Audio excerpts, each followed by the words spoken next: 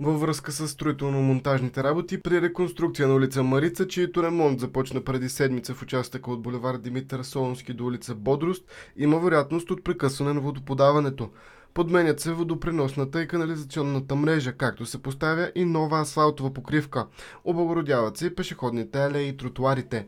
Смущения са възможни за времето от 8 до 18 часа в периода от 30 май до 18 юни. Община Благоевград призовава гражданите да проявят разбиране.